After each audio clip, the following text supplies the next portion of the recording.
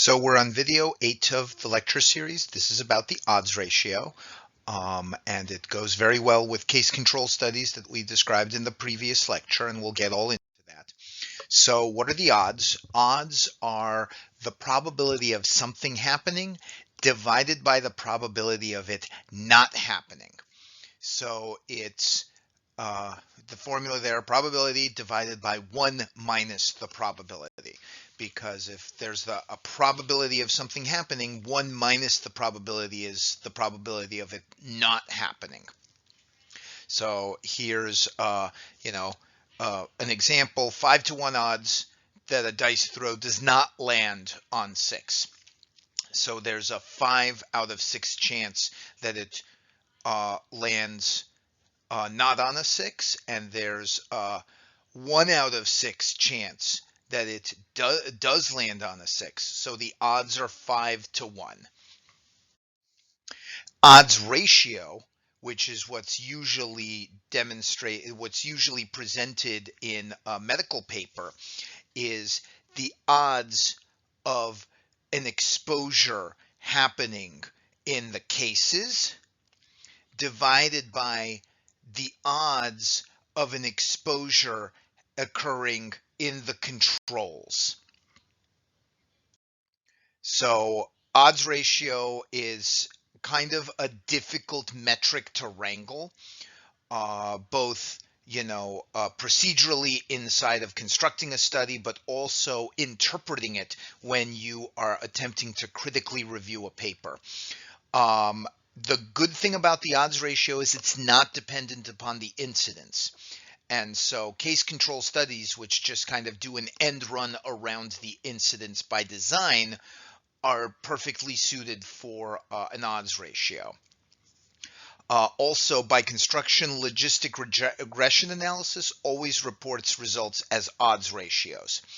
But there are a lot of problems with the odds ratio, so you have to be very careful when you are using it in your research, and you also have to be very careful when you attempt to interpret it.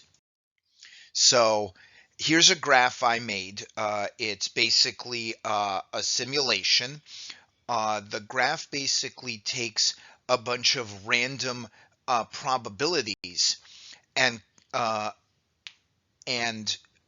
does the relative risk and also the odds ratio of both of those numbers. And you can see that this is a logarithmic display. The relative risk in blue progresses fairly smoothly. It's usually below 10, and then kind of towards the end it sort of takes off. But the odds ratio can spike in really weird ways. Like you've got a relative risk of 2, but you can have an odds ratio of 100, and the next down it's not going to be that, and it's very unpredictable.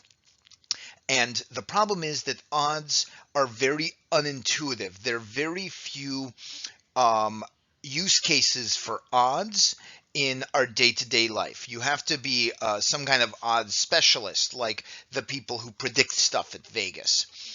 And odds ratio, as you can see, the odds ratio is never below the relative risk, but it can be higher, and it can be sometimes much, much higher. So in the case control study, we went through a paper. We didn't go through it, but we briefly touched upon a paper that matched patients who experienced homicide as the cases and matched controls who didn't. And you briefly in this table, we go through calculating the odds and then the crude odds ratio. And the reason I put crude odds ratio is technically when cases are matched, you need a specialized metric such as the matched odds ratio or McNemar's test to analyze that appropriately. And the correct odds ratio, because these cases are matched, is actually 4.3. So Sometimes it can feel like this, trying to handle an odds ratio. So here's a flow chart that I've developed. If you are reading a study and you are presented with an odds ratio, step one, is this a case control study? If it is not a case control study, is it because they use logistic regression? Um, if it is a case control study, make sure that it is studying a rare disease or an unknown risk factor. If any of those three, four elements are true, this is when you use an odds ratio. But if none of those are the case, somebody's probably been applying it inappropriately.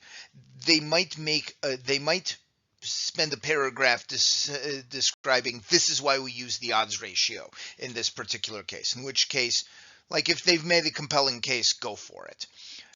All right. So the thing to remember about odds ratio is, along with case control studies, this is about the limit of biomedical science. Um, and they're very specific cases that you should be using it in. And any findings you get from this are basically the prelude to more definitive research that gets you better quantitative data. So if you see an odds ratio in medical literature, you should be worried that, like, okay, stop everything. Is this the appropriate use of this? So if you're taking this quiz for credit, if you're taking this course for credit, don't forget to take the quiz found in the show notes. If you are, um, if you have any questions, don't hesitate to email me. And if you're not taking the course for credit, don't hesitate to leave questions down in the comments section.